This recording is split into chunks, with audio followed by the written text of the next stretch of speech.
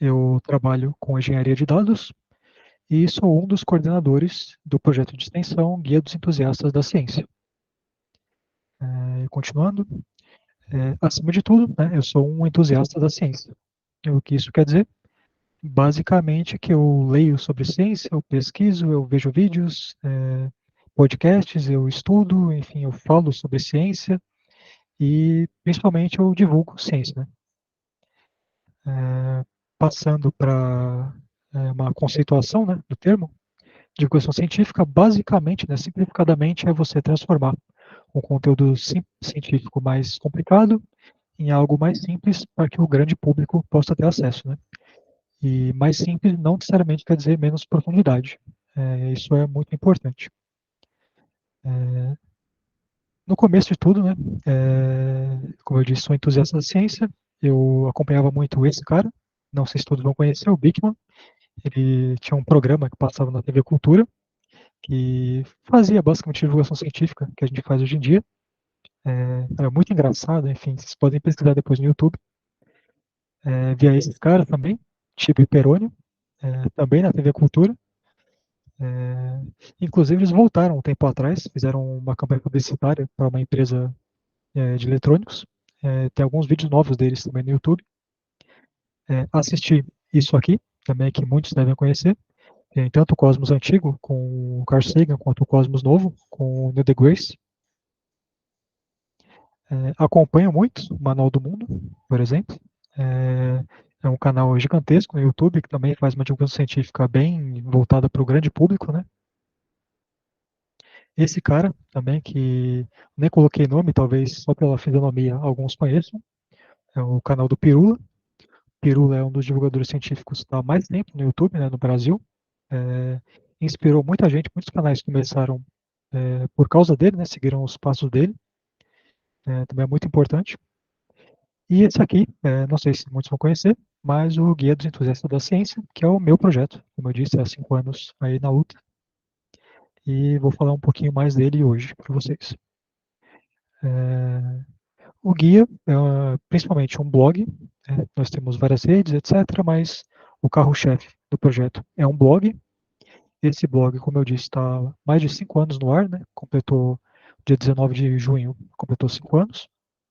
Nós publicamos um texto novo todas as segundas-feiras, né? O nosso principal meio de divulgação científica são textos, né? Temos mais de 300 publicações nesse blog e até hoje tivemos mais de 600 mil visitas ao blog. Aqui tem o link, bom, ao longo da apresentação vai ter alguns links que eu deixei aqui, mas no final tem um QR Code, vocês vão poder escanear e ter acesso a esse material. Aí tem todos os links, tudo que eu estou falando, etc. Então fiquem tranquilos, não precisam anotar nada. Enfim, além do blog, né, nós temos uma equipe diversa e multidisciplinar. Aqui estão alguns deles. Esse aqui é um texto que eu escrevi como um especial de aniversário. Ele conta um pouquinho mais, que eu não vou entrar tão a fundo hoje, né, na história do blog, mas esse texto conta um pouquinho mais sobre isso. É, Aqui na foto ainda aparecem poucas pessoas, na verdade nós estamos em mais de 40 hoje em dia.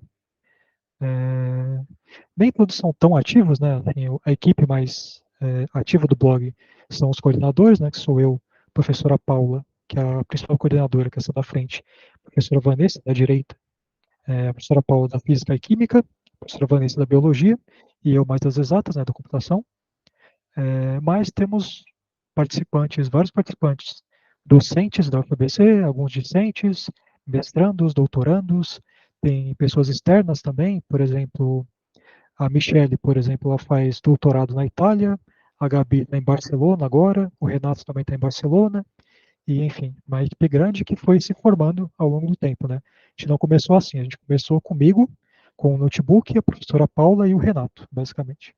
Então, nem todo projeto que cresce começa grande, né? Aquele trabalho de formiguinha. O importante é ter vontade e não parar.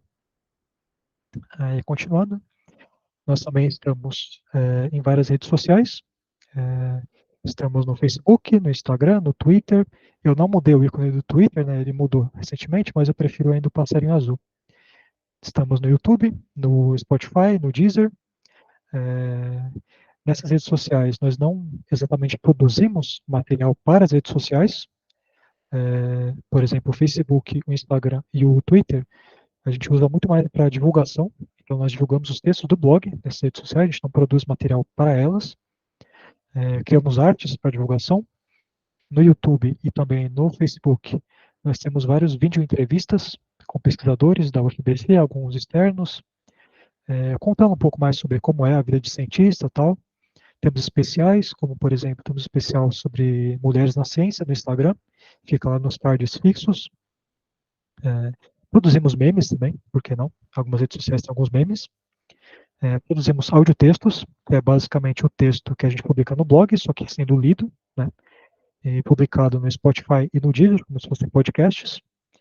E também já saímos, temos alguns livros publicados pela equipe, eu estou até com um deles aqui, que eu vou falar mais depois. Se chama Contém Química, mas enfim, não vou entrar muito nisso agora. Além disso, também já recebemos alguns contatos de algumas editoras, como a Editora Moderna, a Editora Scipione, solicitando, né, que pudessem usar alguns dos nossos textos em publicações deles, né, em livros didáticos. Acho que temos pelo menos uns 11 textos que já saíram em livros didáticos em algumas dessas editoras. Além disso, participamos de congressos como o Conexão, o Congresso Extensionista da UFBC, participamos da Marcha Virtual pela Ciência, já participamos do Python of Science algumas vezes, participamos do Encontro Brasileiro de Divulgadores da Ciência e, bom, enfim, todas essas redes, todos esses ícones aqui, eles estão com links, depois vocês vão poder acessar, mas também podem procurar o @guia e ciência em todas as redes que vocês conseguem encontrar a gente por aí. Aí, partindo, né, para a parte principal da apresentação, que é a trajetória do Guia dos Entusiastas da Ciência e como iniciar um projeto de divulgação científica. Né? Para todos que estão aqui, eu imagino que vocês tenham interesse em divulgação científica, então talvez queiram começar o próprio projeto. Daí eu vou contar um pouquinho da nossa experiência e dar algumas dicas, alguns direcionamentos que talvez possam ajudar vocês. Bom, falando um pouco sobre o início da trajetória, como eu disse, começou há 5 anos atrás. O guia é um projeto de extensão da UFBC, ele é vinculado à Pró-Reitoria de Extensão da universidade. Então, no nosso caso, a gente tem todo um apoio institucional por trás da gente. Por exemplo, o blog fica hospedado em um servidor da universidade. A gente tem a equipe técnica da universidade resolvendo tudo que a gente solicita. Temos apoio do pessoal da Pró-Reitoria, caso precise, para treinamentos, para eventos, etc. E temos acesso a bolsas, né, aquela bolsa extensionista, né, de R$ 400, mas ajuda, né, a partir dela que a gente consegue trazer alunos, né, para participarem do projeto e não deixar desamparados para fazer esse trabalho do dia a dia, né, de colocar texto no blog, cuidar das mídias sociais, etc. Aí, como eu disse, né, eu sou um dos coordenadores. Eu comecei lá em 2018 como um voluntário do projeto. Aí, no ano seguinte, eu consegui virar bolsista, né? Aí, acho que em 2021, eu entrei para a equipe de coordenadores, né? Os coordenadores, a coordenadora principal é a professora Paula Alma de Mello, da UFBC, como eu disse, da Física e Química. E também como coordenadora temos a Vanessa Crute Verdade, que é da Biologia, né? Também é professora na UFBC. Aqui tem o latte delas depois, também se alguém quiser. Como começou o projeto, né? Lá em 2018, a professora Paula, ela já tinha alguma experiência com divulgação científica, ela tinha feito alguns cursos ainda na graduação, ela sempre gostou disso, tanto é que antes de criar o guia, antes de ter a ideia do projeto em si, ele já tinha alguns livros publicados, ela e um pessoalzinho ali do 10º andar, alguns outros professores já tinham alguns livros publicados, tem essas edições do Contém Química, que não é exatamente um livro sobre química, né, um livro muito mais amplo, respondendo questões sobre ciência. O título é basicamente porque tudo contém química, né, então pode ser um livro sobre tudo. E esse outro livro que é o Professor Para Que Tudo Isso, que também parte de perguntas, né, perguntas básicas, assim, que qualquer um teria sobre ciência e com uma explicação científica por trás, né. Anos depois, né, acho que foi em 2010, a publicação desse outro livro aqui, que é uma nova edição do Conta em Química. Hoje temos 4 edições. Aí esse daqui eu até cheguei a participar. Tem alguns textos aqui que eu ajudei a escrever. Mas, enfim, como eu disse, o pessoal já tinha essa experiência com a divulgação científica. Então surgiu a oportunidade, né, de escrever um projeto para o edital de extensão. E isso abriu as inscrições para alunos.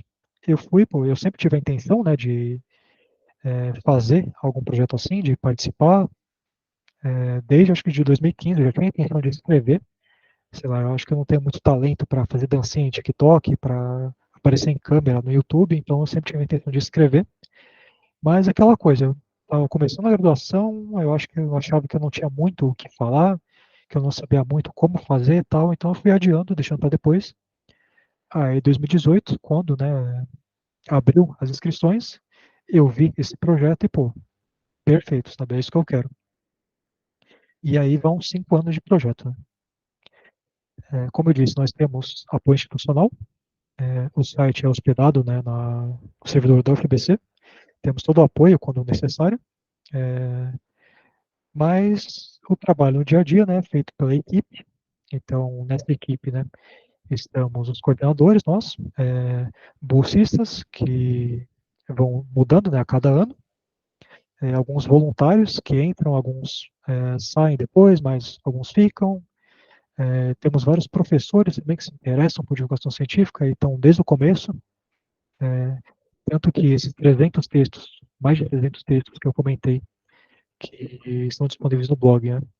É claro que não fui eu que escrevi os 300 textos, eu acho que eu escrevi pelo menos uns 30, eu devo ter escrito, mas são várias pessoas que escrevem, é, professores, mestrandos, doutorandos, alguns alunos também da UFBC escrevem.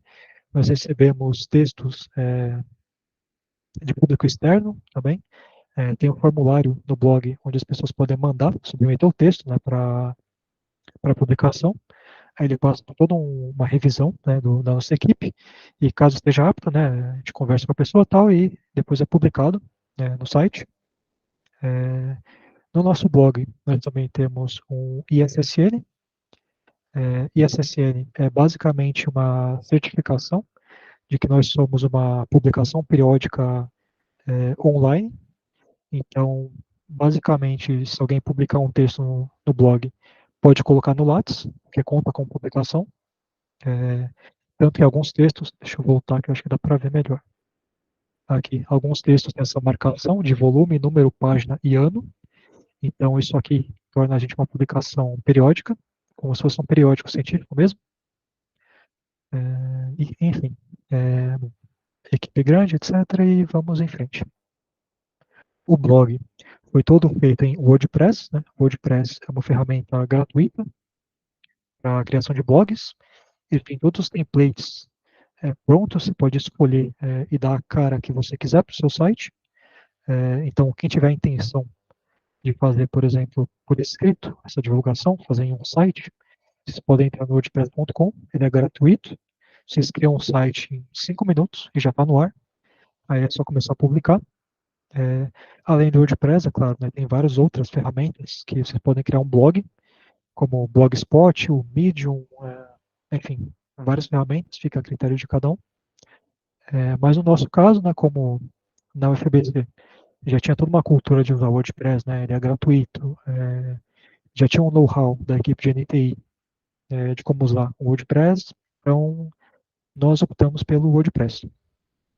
Ele tem também diversos plugins que auxiliam a você, por exemplo, em cada texto você colocar textos relacionados, colocar botões para compartilhamento em redes sociais, colocar comentários, você pode linkar a página com o Facebook e deixar os comentários do Facebook aparecendo no texto, enfim.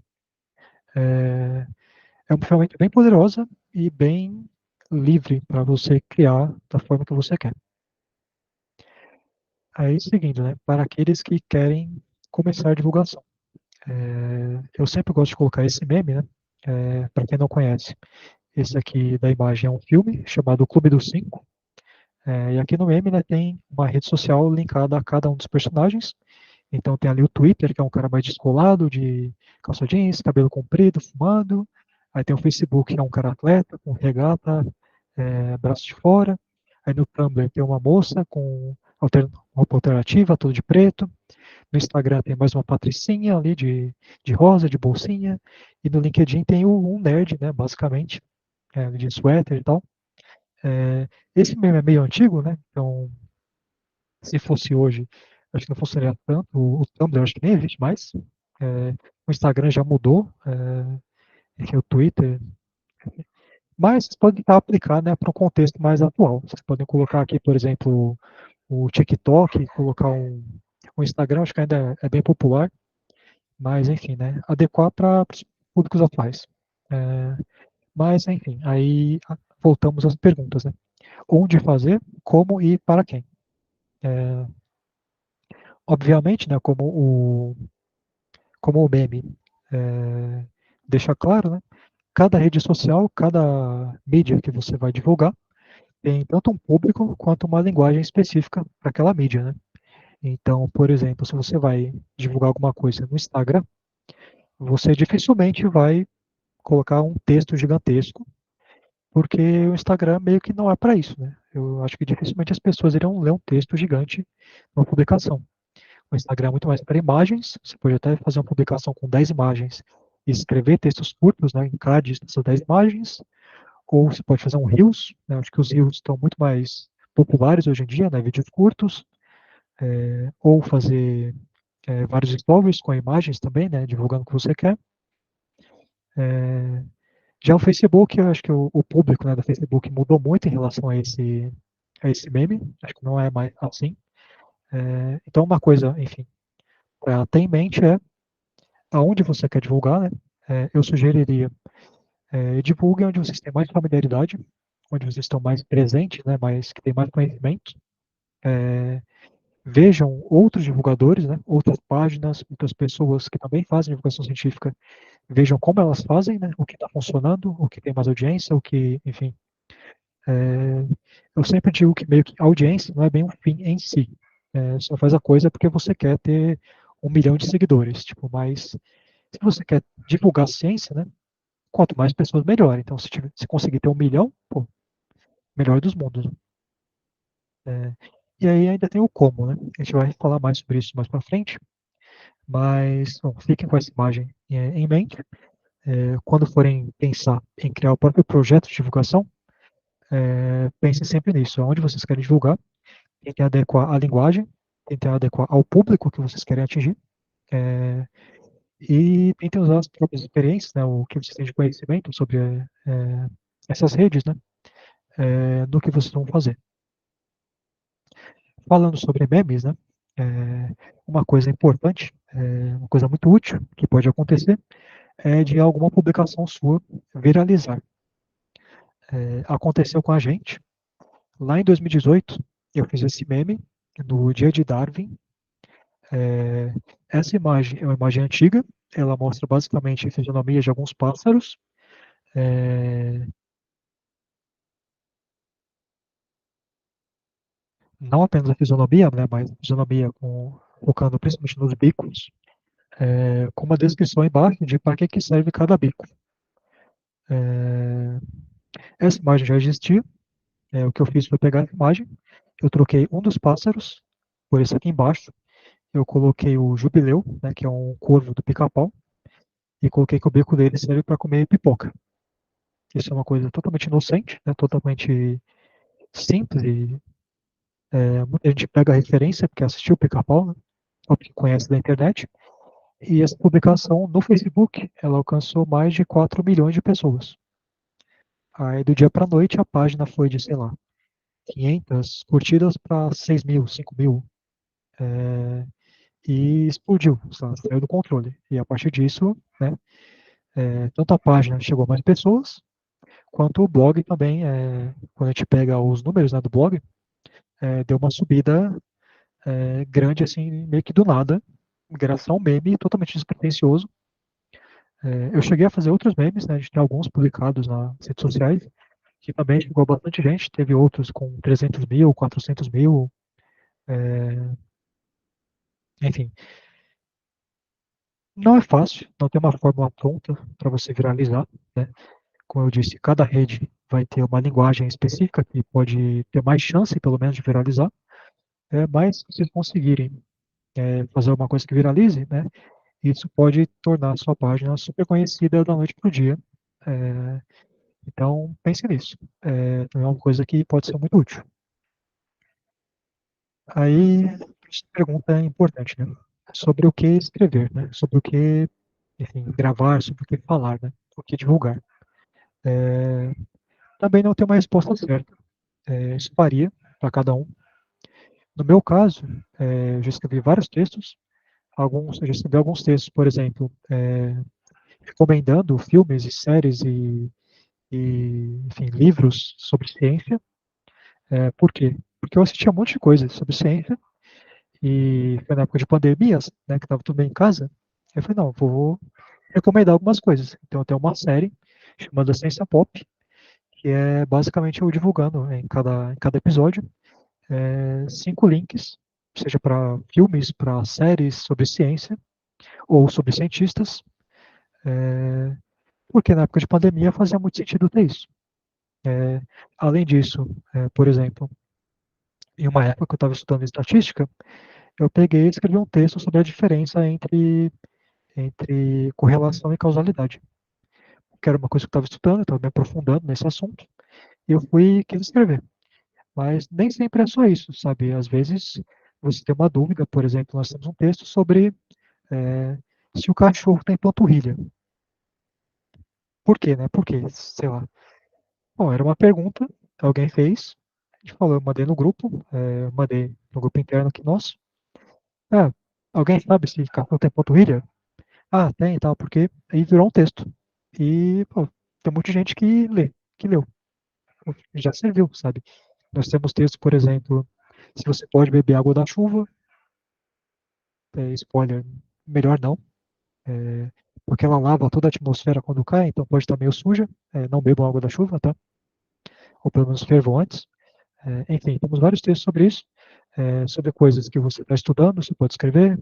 É, tem mais alguns exemplos que eu vou mostrar mais para baixo também, mas dúvidas do cotidiano, sabe? Nós temos vários textos respondendo coisas assim. Então, dúvidas que a sua avó tenha, por exemplo, por que que quando você sai do sol e entra em casa, sua visão está escura?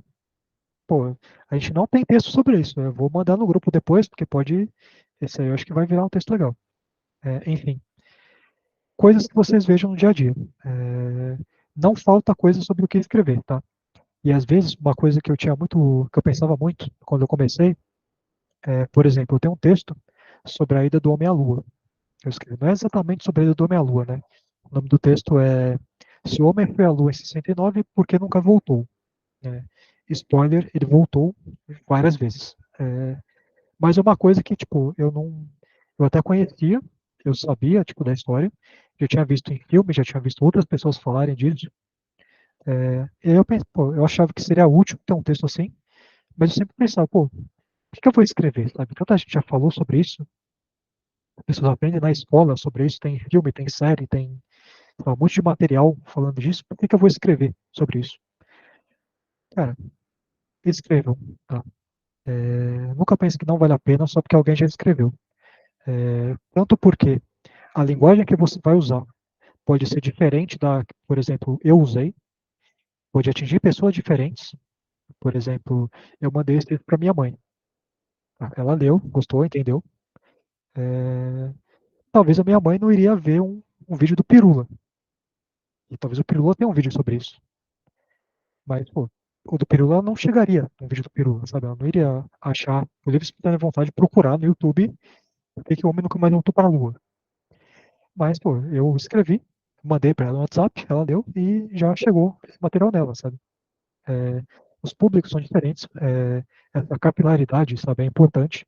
Vocês vão atingir fins que outros divulgadores não atingiriam. Vocês podem divulgar no grupo da família, se ainda tiverem algum grupo assim, divulgar para amigos, e, enfim.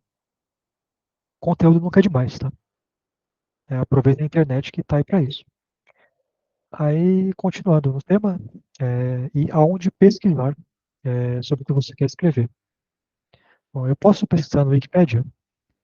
Bom, até pode, sabe? Eu não diria que é bom usar o Wikipedia como fonte primária, né, como fonte principal, é, mas, sabe, tem estudos que mostram que a Wikipedia em inglês, ela tem até menos erros do que a enciclopédia britânica. Então, bom, pelo menos a Wikipedia em inglês também, ela serve muito bem como um agregador de links. Se vocês entrarem em algum artigo da Wikipedia, embaixo vai ter 1 milhão de fontes, e essas fontes geralmente levam a artigos, levam a fontes primárias, e sempre é bom você procurar fontes primárias sobre o que você quer pesquisar, né? Muitos desses textos, por exemplo, o que eu falei sobre a ida do homem à Lua, né? Eu entrei no site da NASA, eu vi vários sites sobre as missões para pegar informações direto da fonte, sabe?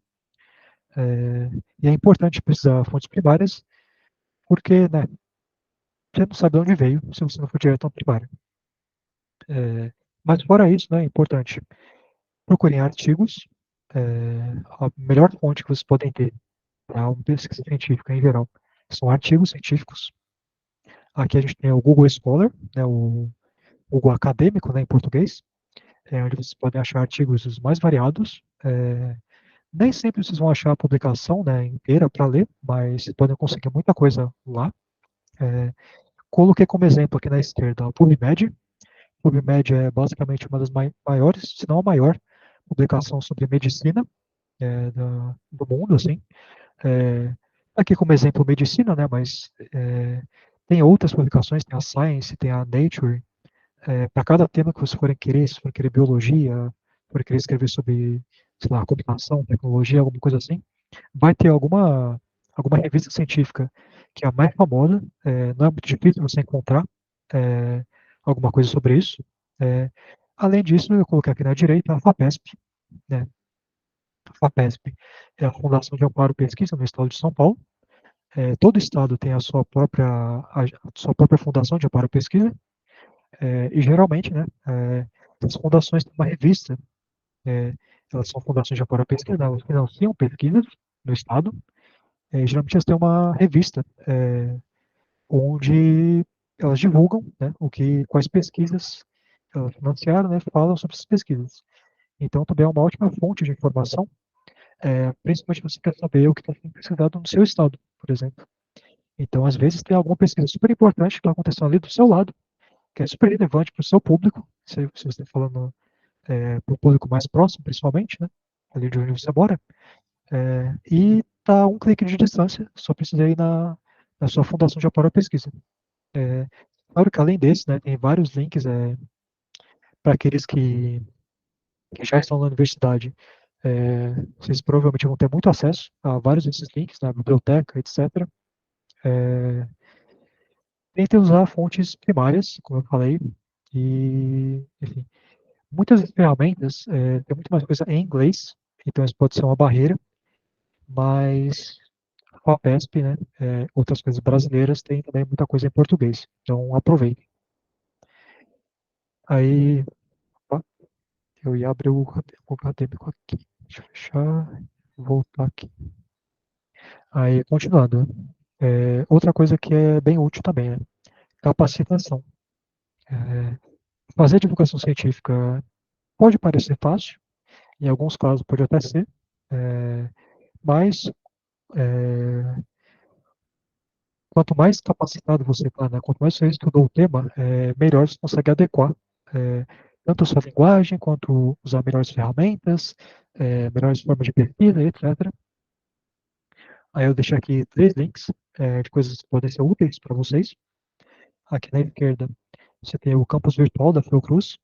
É um site gratuito, tem vários cursos lá no campus virtual da Fiocruz. Um deles é o curso de Introdução à Divulgação Científica. Tem uma professora muito boa que pesquisa, que é a Luísa Massaranha, que é uma das participantes desse curso. É bem útil, vocês podem fazer. Tem a oficina de popularização da ciência da UFBC, que inclusive vai abrir inscrição no dia 31 de julho, semana que vem, para a turma de setembro, se não me engano, que fazem 10 encontros, e tem várias pessoas, a equipe do guia também já inclusive chegou a fazer palestras esse curso de popularização. Mas fora isso, também tem o curso que o Átila Yamarino, eu acho que alguns conhecem, né, ficou bem famoso na pandemia, que ele deu na Unicamp em 2019. Então, esse curso está todo no YouTube, acho que são 20 ou 21 vídeos, que também ajudam muito. Capacitem-se, estudem, como eu disse, fazer divulgação parece fácil, mas pode não ser tão fácil assim, mas fica mais fácil se você estudar sobre isso, né? Aí, continuando ainda, para aqueles que querem fazer divulgação.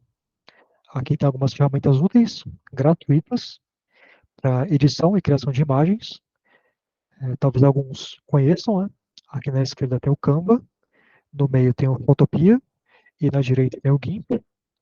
Todos eles são gratuitos. Vocês podem criar imagens, editar imagens, etc. É, claro que vocês podem ir para algo mais tradicional, como o Photoshop da vida, alguma coisa assim. Só que o Photoshop é pago, né? Aí eu estou dando exemplos aqui gratuitos porque fica melhor para muita gente. É, ainda falando sobre edição e criação de imagens, né? É, essas ferramentas, principalmente o Canva, ele tem muitos templates prontos que ajuda muito a fazer as imagens, né? Alguns sketches tal para você começar. É, mas além disso, existem, eu não coloquei nos slides, mas existem é, muitos bancos de imagens e bancos de vídeo gratuitos na internet. Vocês podem procurar, sei lá, procura no Google melhores bancos de imagem gratuitos. E vocês acham 1 milhão de imagens que vocês queiram usar. Geralmente não tem direitos autorais. Em alguns casos estão sob licença da Creative Commons, que você pode usar, né, desde que você atribua. Então, se vocês querem fazer divulgação é, em alguma rede social, em blog, etc., é uma boa ferramenta, é uma boa prática vocês pesquisarem essas coisas, né? E não usar coisas que podem dar problema depois, né? Não pegar alguma imagem que possa ter direitos autorais, não pegar do Instagram de algum, sei lá, de um artista, de algum fotógrafo, sei lá, para não dar problema depois, né? Aí partindo para edição de áudio e vídeo. Para edição de áudio, a gente tem o Audacity, ele é gratuito, fácil de usar. A gente usa o Audacity para editar os audiotextos que eu comentei antes. Para edição de vídeo, a gente tem o DaVinci. O DaVinci Resolve, ele é gratuito, ele é usado até, acho que em Hollywood, para a versão mais parruda dele, né? É até usado em Hollywood para edição e tal. É, claro que dá para ir pro Premiere e dá para ir pro Vegas, também só em Vegas, mas como eu falei, os dois são pagos, então estou tentando sugerir coisas mais gratuitas, né? Mas além disso, né, várias dessas redes, como o YouTube, por exemplo, tem uma ferramenta própria, uma ferramenta interna para edição de vídeos, como o YouTube Studio, por exemplo. Né, o TikTok, ele tem como você editar vídeos no próprio TikTok. No Instagram você pode colocar filtros, colocar várias coisas no vídeo, enfim. Então aproveitem tudo que as ferramentas dão para vocês. Aí continuando, né? Tem um site muito útil, eu descobri recentemente, esse chamado aqui Also Ask Age, onde basicamente, deixa eu abrir ele aqui, onde basicamente você pode, bom, primeiro você muda, né, a linguagem aqui para português.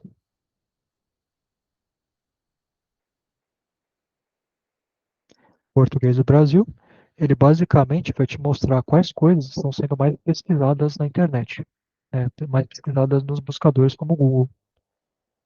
Então, se eu colocar aqui, por exemplo,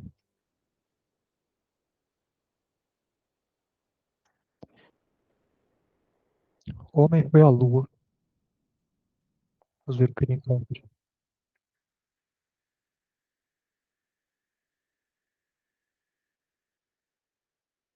Eu achei que seria mais rápido, tá? Quais perguntas que as pessoas estão mais pesquisando na internet? Ó? Estão pesquisando qual foi o homem que foi para a lua? Qual foi a última vez que o homem pisou na lua? Quanto tempo durou a viagem para a lua? Quais foram os primeiros homens a pisar na lua? Aí aqui ainda tem mais a fundo ainda. Quantos países já foram à Lua? Como o homem voltou da Lua? Qual a distância da Terra à Lua, por exemplo? Então você pode pesquisar, né, algum tempo que vocês queiram, e a partir desse site vocês têm a ideia, né, de como começar, né, qual vai ser o título, qual vai ser o tema de um texto, por exemplo, de um vídeo, etc. Né. Outras ferramentas, né. Aqui eu coloquei o Google Analytics, né, porque a gente usa ele para ver as visualizações do blog, as visitas do blog. Mas, né, cada ferramenta tem seu próprio Analytics, né.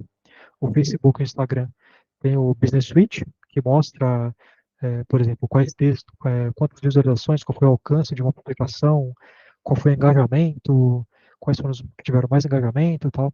O Twitter tem o Twitter Analytics, o YouTube, você pode ver no YouTube quantos comentários, quantos likes, etc. É, é importante ficar de olho sempre nessas análises, né, esses analytics, para basicamente você saber, né, o que está funcionando, o que não está funcionando, o que você pode mudar. É, uma coisa, por exemplo, né, no meu TCC, para me formar na ciência da computação, no meu TCC eu fiz uma análise exploratória e preditiva sobre os textos do guia para tentar descobrir quais características é, eram mais relevantes em um texto para ele alcançar mais pessoas. Então eu peguei todos os textos, né, peguei uma lista de características de cada texto, por exemplo, o tamanho do texto, se ele é mais complexo, se não é, qual que é o tema, se ele é sobre física, biologia, se é sobre química, etc. É, e quantas visualizações cada texto teve, e enfim, e joguei, né, no modelo de programação e descobri basicamente algumas coisas, né, por exemplo, que as pessoas, pelo menos no guia, né, pelo menos nesse site, as pessoas se interessavam muito mais por física do que por matemática, por exemplo. Por quê? Aí dá para tentar explicar. Né? Os textos de física estão muito mais próximos do que a gente vê no dia a dia, sabem responder questões do dia a dia, do que os textos de matemática, que são coisas muito mais complexas, muito mais teóricas, muito mais técnicas. Né? A gente notou também, por exemplo, que os textos cujo título começava com uma pergunta tinham muito mais visualizações do que os textos que não tinham pergunta no título. É uma coisa que a gente nunca imaginaria. Aí, analisando esses números, né, deu para perceber. E hoje em dia, a maioria dos textos tem perguntas no título. Isso ajudou bastante. E ali na direita, né, tem esse site chamado SciHub. É, bom, caso vocês precisem achar algum artigo para ler ele inteiro, você pode tentar usar esse site. Ele não é exatamente o que eu chamaria de legalizado, mas né, cada um podem usar para encontrar artigos por aí. E o principal, que é o que basicamente a gente está fazendo aqui, e realmente é o principal, peça ajuda. Você pode fazer um projeto sozinho, dá para fazer, vai ser difícil, vai dar muito trabalho, mas divulgação científica é muito mais um trabalho colaborativo, tá? Até um tempo atrás, a gente do Guia, a gente se juntou com outros 10 projetos da UFBC de divulgação científica e, nossa, fizemos várias reuniões, trocamos figurinhas, sabe? Planejamos collabs. Hoje em dia esse projeto chama Divulga Verso da Ciência, ele não está mais tão ativo, mas a gente conheceu muito mais sobre os outros projetos que fazem divulgação na UFBC, conhecemos professores, conhecemos outros alunos que participavam desses projetos, e formamos basicamente uma rede, né, de conversa até hoje. Às vezes a gente precisa de alguma ajuda, a gente quer falar sobre algum tema específico, por exemplo, na UFBC tem um blog que fala só sobre cupins. Parece um tema que não vai ter muito interesse, mas não, pô. Ele chegou até a ser compartilhado em um site de uma desentupidora. Então, pô, um site sobre cupins chegou até ali embaixo, sabe? Chegou até aí. É, tudo nesse contato entre um e outro, né? Peça ajuda. É, enquanto pessoas também têm esse interesse. No nosso caso, como eu falei, a gente tem apoio institucional, então a gente tem todo o apoio da equipe da Pró-Reitoria, caso a gente precise. A gente tem o contato, né, por ter professores na equipe, né? A gente tem contato com outros professores, tanto da própria UFABC quanto de outras instituições, né, conhecidos, pesquisadores dos laboratórios, etc. Nem todo mundo vai ter, mas faça esse contato com as pessoas.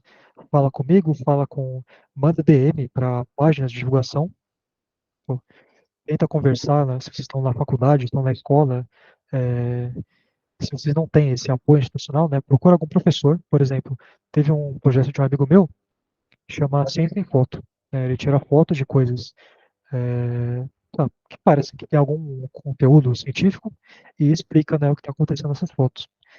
Ele começou sozinho, ele não tinha apoio da FBC, né, da universidade, é, só que aí ele procurou um professor que topasse, né, ser coordenador da ação, daí inscreveu no mesmo edital que a gente escreve, e o projeto foi aceito, e hoje ele também está, né, tá hospedado no servidor da UFBC, tem o apoio institucional, então procurem esses professores, procurem técnicos se tiverem, procurem colegas da escola, da faculdade de vocês, que têm os mesmos interesses, etc.